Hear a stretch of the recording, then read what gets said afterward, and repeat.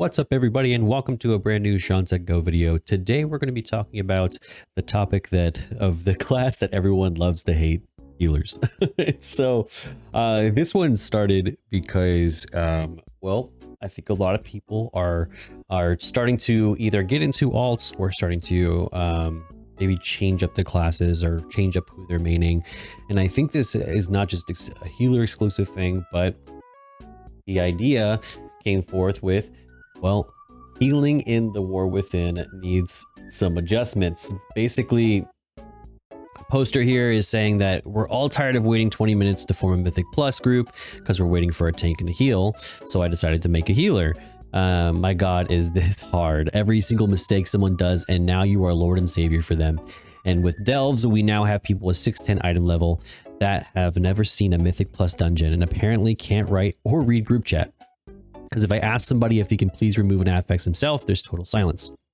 So as a healer, there's just so much going on after healing 2 to 3 dungeons. I'm cooked. Like I need a break. I'm literally exhausted. Some bosses have so much mechanics which you play and also need help. The whole group being topped, it is really difficult. And for what reward? Mythic Plus doesn't even feel rewarding for gearing. You get 12 crests when you time a key and you need 15 to upgrade one item. So with queue times, you're looking at a 1.5 hour session to upgrade something from 603 to 606. Meanwhile, you get lucky in Delves, you farm a 610 hero gear in about 20 minutes.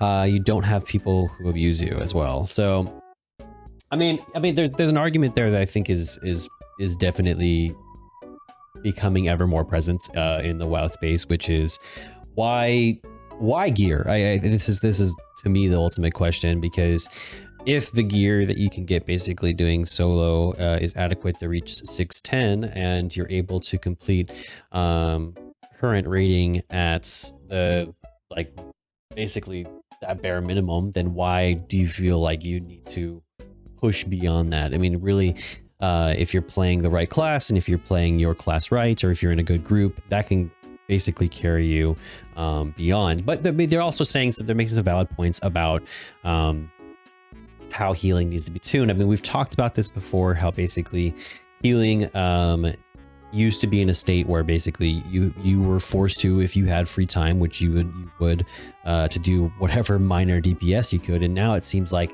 there's no room for that, which puts healers in the space they should be, but also now with less defensives from tanks, if you do have a group that makes more mistakes, then the healer is going to be the first one to take those hits, and then a DPS dies likely, and then groups fall apart, typically in that sense of fashion. I've maybe had a handful of groups where maybe one person dies consistently in fights because they don't know what they're doing, but everyone else stays up. But it definitely kills the key time. Like, you're definitely not getting good times, even if you do clear them.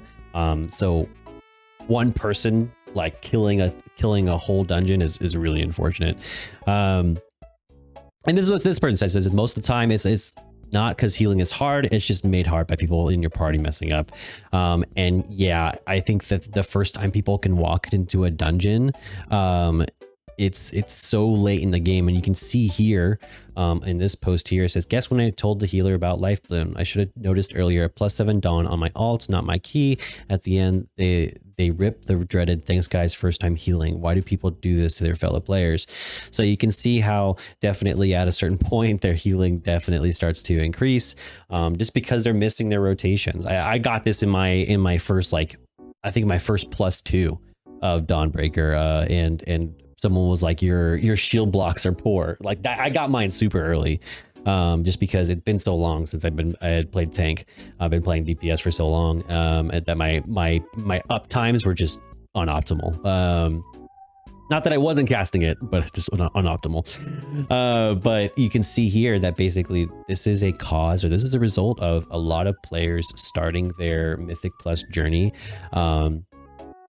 in the basically whatever key will take you, and or, you know, especially if you're a class that's high desired, if you're tank or heal, and or you're kind of forced to take what you can get because maybe not a lot of people are running a key that's below a +5. So it says that that's pretty insane to never have healed a M+ before and immediately jump into a +7. No wonder why people are so toxic. I'd be pretty pissed too.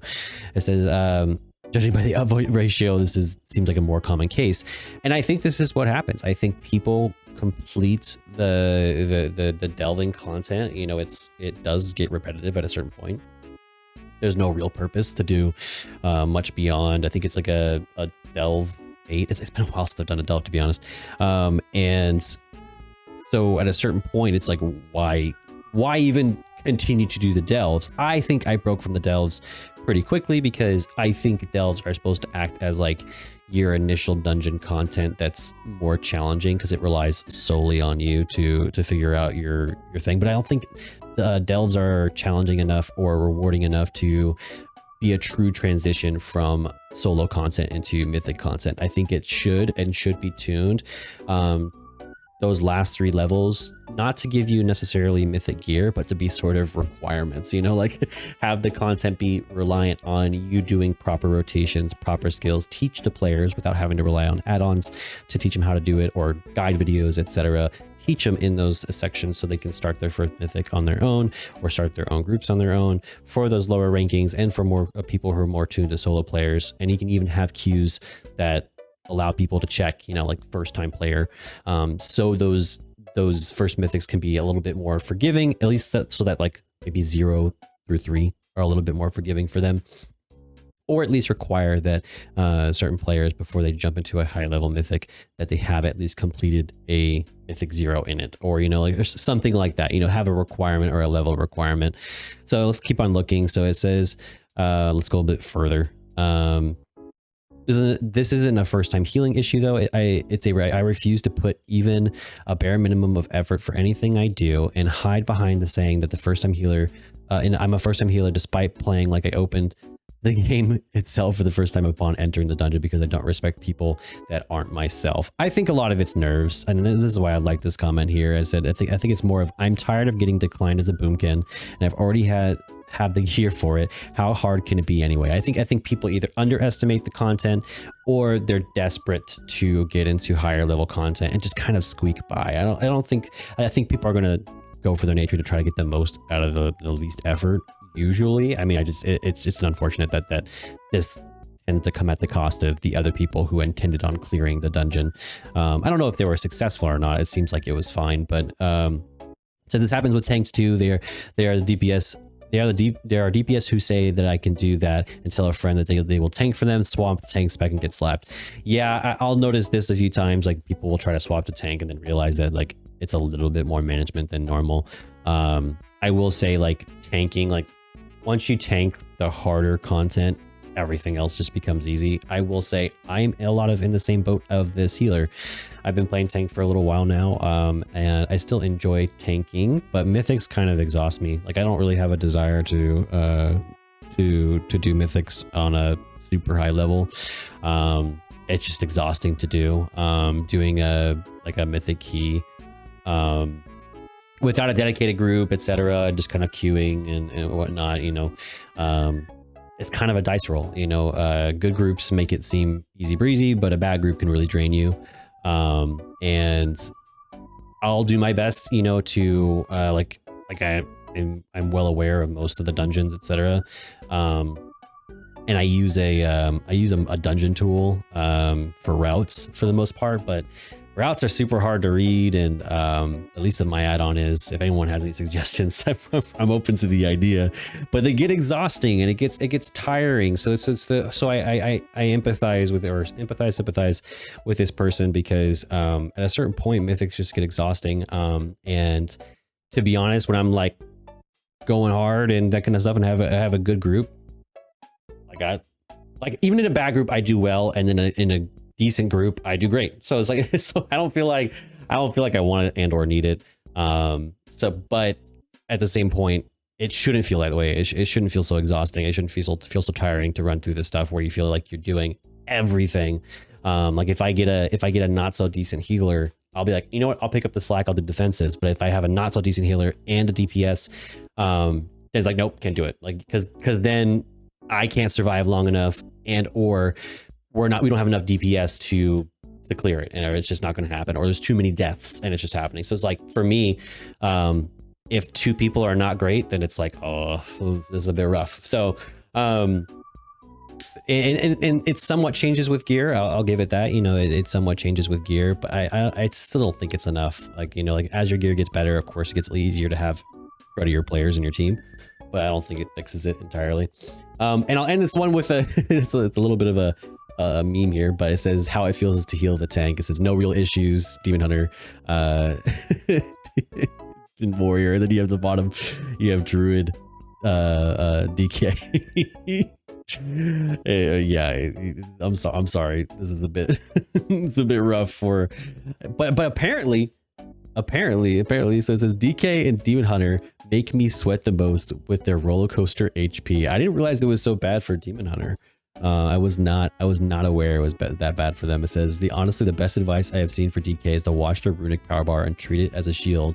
A blood DK at 10% HP but 90% RP is fine. DK at 60% HP but 0 RP is panic. It says hell, at 100% with no RP is panic time. You could get killed in 2 globals depending on the key level. I did not really, I'm not too versed in Demon Hunter and DK, but I did not realize it was that bad for you guys. I can't relate. like myself, you know, just having shield wall. Honestly, when like you know when like everyone who tanks, you probably know it says defensive, right? You know, it says defensive. I'm like sometimes like I'm like I just want to see what happens if I don't hit this, and I'm like, oh, it was okay. It's like, it was not that bad. So it's rare for my health ever to like kerchunk, even if I get hit by like some mechanic. And then I love DK because if I know they're going to death strike, as someone said in my raid recently, if a DK dies, it's their fault and no one else's. Yeah. Thankfully brewmasters are getting buffs like all other specs that were suffering, like prop pallies, resto druids. Just kidding, we aren't getting shit. Yeah, fucking goated comment. That's a great one. And it says swap guardian and prop pally for me. I mean, yeah, I mean honestly, I didn't know things were bad for druid either. I mean, for the most part, druids, I guess it depends on who's playing the druid. I feel like druids are on like one spectrum or the other, where they're like really good or they're really bad. Like there's no like, there's very few medium druids. They're on one end or the other. Poor monks. Poor monks. I disagree on Demon Hunters. That's a class that highly depends on the skill level, or one that depends on the most.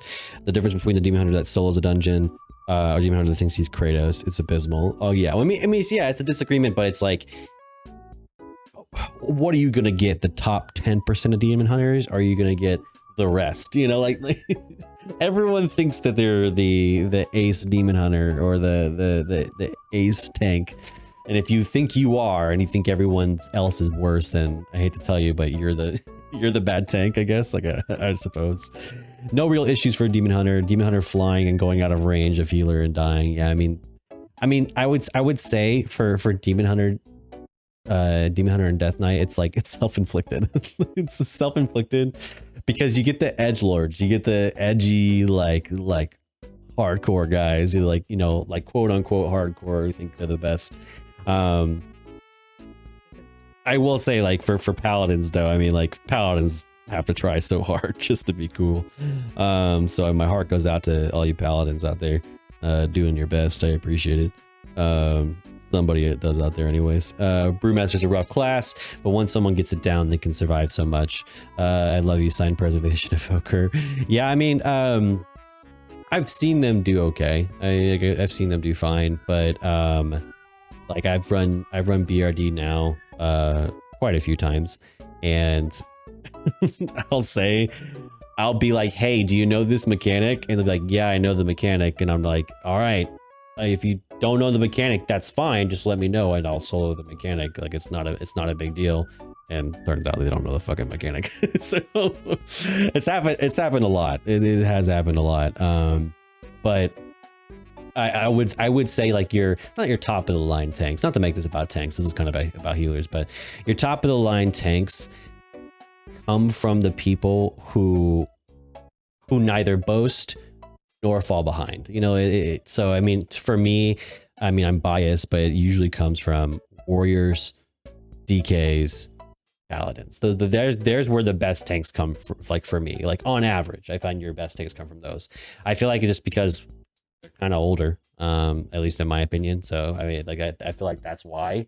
But yeah, I mean, truly, I mean, like if you're thinking about solutions, talk about solutions on this YouTube channel, stream like on occasion, frequently. And when I talk about it, I basically, my idea with this is that if you're struggling to heal, and you feel like nobody's helping you in these cases, and you're doing everything you can in your power, then it's best not to blame yourself. A good group really does change that. People will spec to avoid affixes, dispel affixes, you know, move past those points that cause real rifts and struggles. If you find that you're being forced to rely on a lot more and that people aren't doing anything else, those are typically like self-inflicted and their problem and not yours. And when you're a healer, you can create your own keys and say who comes with you and who doesn't. I think as a healer and or tank, you have that ability to kind of recruit the way you want to. But I understand not everybody really wants or desires the effort to be like to dictate what people do. That's something I don't like doing in tanking. I love leading in tanking. I don't like what's the word called, like dictating. I don't like just like, hey, do this, you're not doing it. Like, hey guys, remember, do this. Like, you know, like it's like, please, like if we don't, I'll try again. Like I guess. But yeah, no, overall, you know, let me know in the comments, what are your overall opinions of healing, tanking, mythic pluses? Are you exhausted by the idea of it? Is it just something that you just kind of moved on, you've moved past, and or are you just regularly grouping with the same group of people and just kind of moved on already past it? So let me know. And as per always, I appreciate the support in the channel. I always kind of let you guys know and what's going on in the channel. And right now, things have been good. Things have been growing. We are going to start making videos regularly again. For example, past videos doing great. Subs are up, views are up, and everything feels good. So on the road to 1,000 subscribers. So if you have it, we have the views, guys. We have the views. We have the analytics to prove that we could definitely reach 1,000 subscribers. So I know we'll get there eventually, but any sub definitely helps us get that much closer to being able to monetize content and make content more regularly. So any support would be appreciated. And as per always, like, subscribe to the video and the page. I will be streaming on my Twitch channel, twitch.tv/ShawnSetGo. Same username as my YouTube. So if you like the content here and would like to enjoy the streams as well, I will be streaming on there, and playing WoW, as well as any other content that comes across, but mostly WoW, for the near future. So you can also catch me live there, and we can have live discussions as we start to make these videos on stream like I normally do, as well as offline. All right, but until next time, I'll catch you in the next one. Peace.